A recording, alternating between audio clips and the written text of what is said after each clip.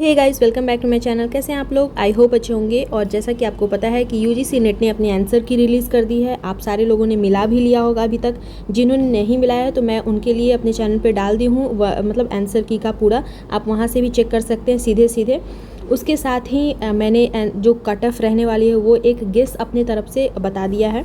इसके बाद मैंने अपना स्कोर भी आप लोग के साथ शेयर किया है। लेकिन अब आप लोग से रिक्वेस्ट है कि अब आप बस दिन भर कट ऑफ ना देखते रहें।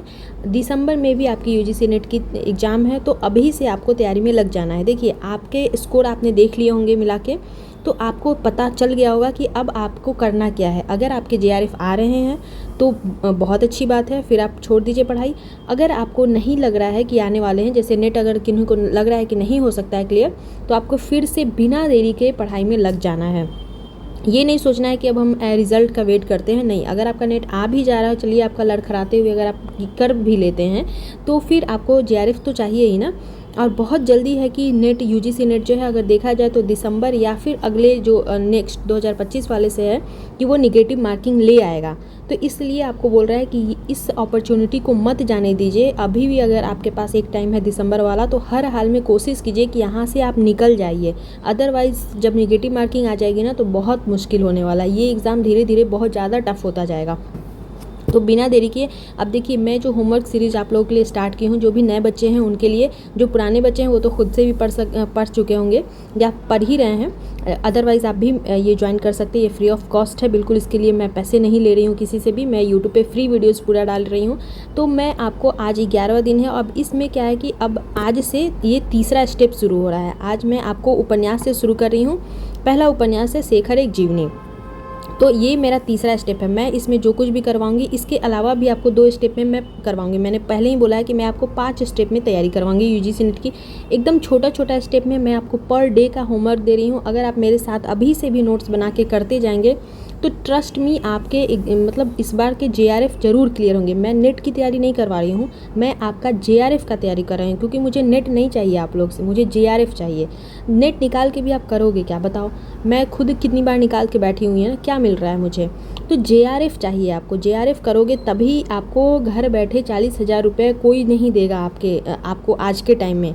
प्राइवेट जॉब आप कहीं पे भी करोगे ना, आपको पूरा दिन से रात तक खटवाएगा, उसके बाद भी आपको पैसे नहीं मिलेगा, मेंटली प्रेशर होगा। इसलिए कोशिश कीजिए कि जेआरएफ ले ले। तो चलिए बिना देरी के शुरू करते हैं। पहला है शेखर एक जीवनी, मतलब आज जो उपन्यास है जिसके ऊपर हम लोग चर्चा करने वाले हैं।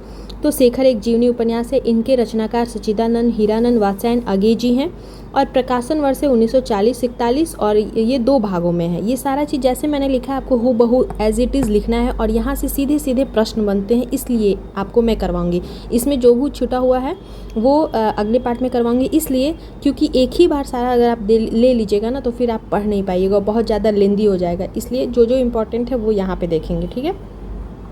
ये 2 भाग में है लिखा गया। पहला भाग का शीर्षक है उत्थान और दूसरे भाग का शीर्षक है संघर्ष।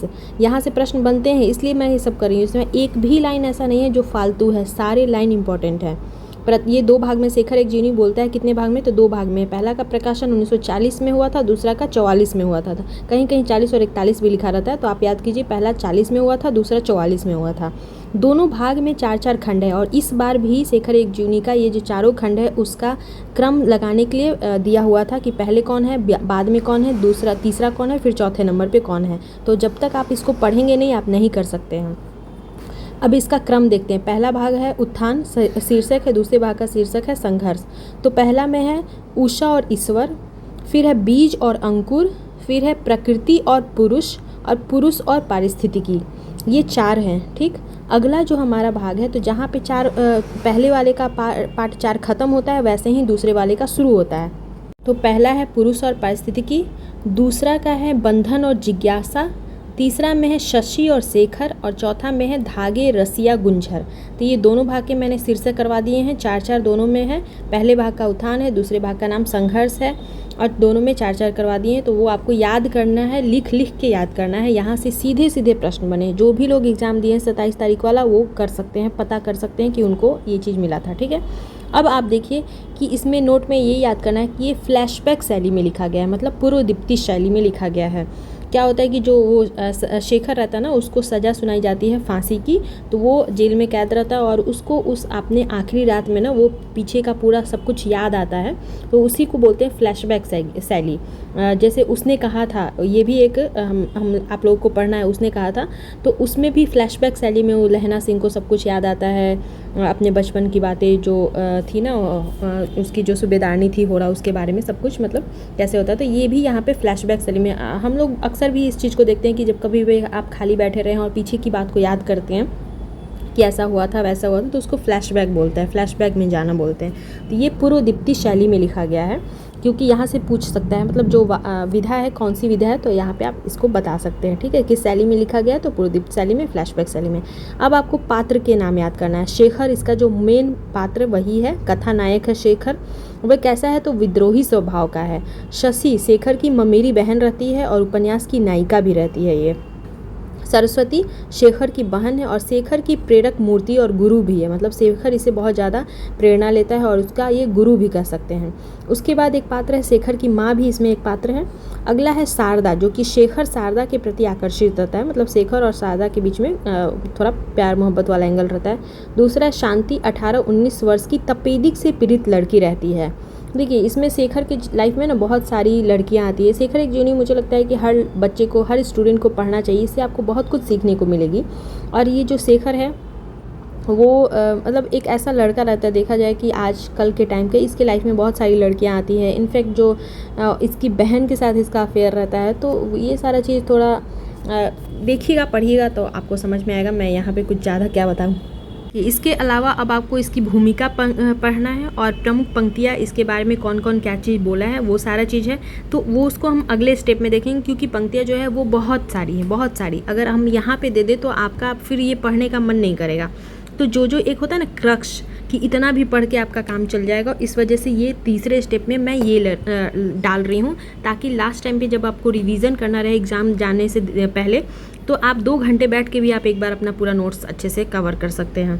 तो इसमें भूमिका को भी हम लोग पढ़ेंगे, प्रमुख पंक्तियाँ भी पढ़ेंगे, लेकिन वो आगे वाले स्टेप में। फ़िलहाल हम इतना पढ़ेंगे कि रामचंद्र तिवारी की पुस्तक से जो पंक्तियाँ दी गई है, जो कि बहुत ज़्यादा इंपॉर्टेंट है, यहाँ से भी प्रश्न बनते हैं, तो उसको देखेंगे।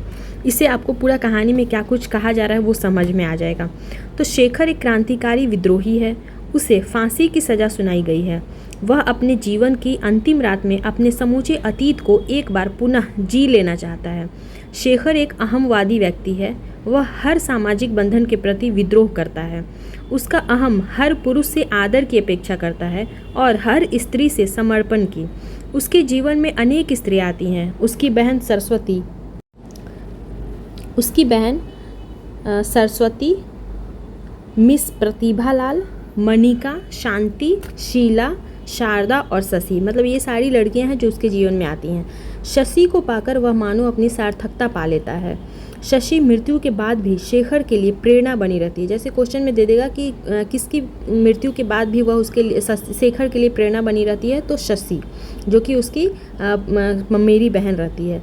शेखर एक जीवनी पर रोमा रोलाम के जो क्रिस्तोफ का स्पष्ट प्रभाव है। ये भी पूछता है कि जो शेखर एक जीवनी उस पर किसका प्रभाव है, तो रोमा रोला के जो क्रिस्टोफ का स्पष्ट प्रभाव हुआ है। इसके बाद देखना है कि भूमिका के बाद प्रवेश शीर्षक आता है। पहले सबसे पहले भूमिका आएगा और उसके बाद एक शीर्षक आएगा प्रवेश, उसके भी बारे में मैं सब कुछ बताऊंगी।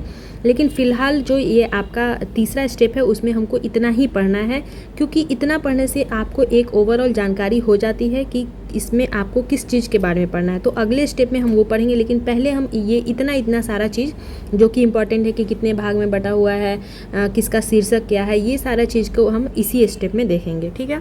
तो आई होप आप लोग को आज का ये सेशन अच्छा लगा होगा। मिलते हैं नेक्स्ट वीडियो में। Till then bye bye. Channel पे पहली बार आए हैं तो सब्सक्राइब कर दें, पुराने सब्सक्राइब है तो थोड़ा सा लाइक कर दें। और मेरी हैंडराइटिंग थोड़ी सी ख़राब है और वो मैं पिछले क्लास बहुत सारे वीडियोज़ में बता चुकी हूँ, उसका रीज़न क्या है, तो आप थोड़ा सा एडजस्ट कर लेना। चलिए फिर आगे कल जो है वीडियो आएगी वो इसके आगे दूसरे किसी उपन्यास के बारे में हम लोग जिक्र करेंगे। तो मिलते हैं नेक्स्ट वीडियो में। Bye bye.